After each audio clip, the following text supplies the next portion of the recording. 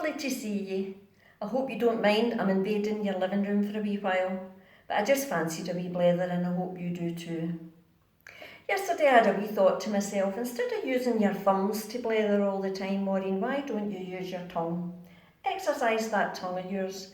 Now I know there are those of you who'll be watching this that say, well, it's not normally a problem for you, Maureen, to exercise your tongue. Well, you would be right, I suppose. But I've not been doing that recently, so yesterday I thought, give my tongue a wee treat, I'm going to phone some friends. So I did, and I phoned 3 or 4 friends, and I had a lovely chat with each and every one of them, and we were just catching up about what's happening just now in our homes and how we're spending our days. When I come off the phone calls, I made myself a wee cup of coffee, as I always do, and I started to play over in my head the conversations that I had had. And when I did, I realised that there was one phrase that I continually used in each and every one of these calls, and that wee phrase was, we're all in the same boat. Are you kidding me? We're all in the same boat? That is not something that would normally come out of my lips, because I do not do boats. I don't do boats, mainly because they have to sail on water, and I don't do water. Now, thankfully, I do showers, and I did have a shower this morning, so please don't worry about that, but I don't do water and I don't do boats. This is because I had a wee accident when I was a wee tiny girl, and I can remember it. Anyway, that was compounded by another date when just early into a wee relationship with someone, a young man that I had been chasing down for a while. It was a spring Monday in Greenock, and he said to me, do you fancy a wee trip down to Largs? I thought, that's quite nice, that's quite romantic. But quite frankly, if he'd asked me to pick the nits out his head, I would have done that anyway because I was besotted. But no, it was a nice wee romantic trip, as I thought, to Largs. Great stuff. Off we go. Down in the bus. Off we gets. Across the street to the romantic side of Largs onto the prom. Great stuff, I thought. Hand in hand. We kiss here and there. That'll be lovely. No.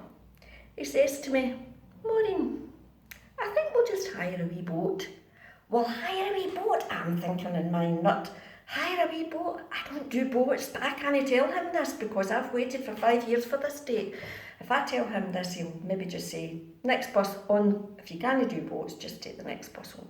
So I went with it, and we get in. We went over, hired this boat, and off we went. Now, I would just like you to know the boat was this size. Oh yes, it was this size, I am not exaggerating, this is the size of the boat.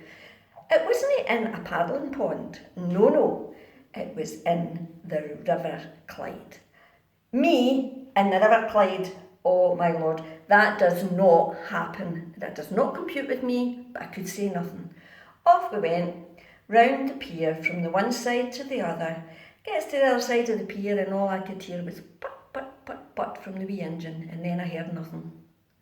The engine had jammed, wasn't working. Oh no, that's it, I'm dying at sea, that's it, I'm going into a watery grave, that's me, I'm dying. My heart was pounding out my chest. What am I going to do? Anyway, thankfully, the young man that I was with, he had noticed there was oars in the boat, so he picked up the oars and he started to row us back round to the other side. Come in, number 9, your time's up. Your time's up. You're telling me my time's up. I know my time's up. I'm getting into that river. I'm dying. Oh my goodness, what am I going to do? Anyhow, I know you don't think this was a traumatic thing that I had, because you can't tell, can you? But I don't remember how we got back to shore. It might have been the young man rowing me back to shore. It might have been someone who had to come out and help us. I don't really know. But we got back to shore. And I climbed out that boat an awful lot quicker than I had climbed into it. And I got out onto dry land. And I felt immediately safe. We got on our bus and we headed back to Greenock. When I was thinking about this last night, I thought to myself, I'm busy saying we're all in the same boat. I've got to say, folks, it's nothing personal. I don't do boats, and I certainly do not want to be on a boat with everybody. That would freak me out. I don't do boats.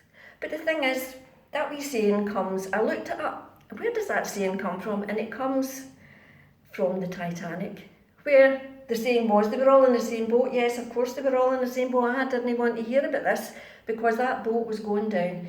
But they were all in the same boat, all with different circumstances, and it's just the same as us. We are all in the same boat of uncertainty at the moment. We might all be in the same boat of uncertainty together, but we've all got individual needs and all got individual things that we're thinking about right now. And I thought, well, who's going to navigate us? I had a young man navigating me back to dry land. Well, of course, we've got a navigator. We've got our Creator God, who all he wants to do is lavish his love upon us. All he wants to do is pick up the oars and take us back to dry land, through the waters and back to dry land to safety. He wants to do that, but he doesn't only want to take us back to dry land and into safety. He wants to take all the things that are bothering us, take them away from us and not let us hold on to them. Our divine navigator just wants to lavish his love upon us. He wants to take our cares, he wants to take our anxieties, and he wants to sort it for us. My prayer today is that you, whatever is going on in your head, in your heart, and your thoughts, that you would ask the divine navigator to pick up the oars for you and to take you to dry land and to stay with you and to take you through wherever this boat that we are all on is going to take us, and to know that your divine navigator is with you. I hope you have a lovely day for the rest of the day. Stay safe. Don't go out unless you have to. And thank you for letting me into your home for a short few minutes. Thank you very much. Bye for now.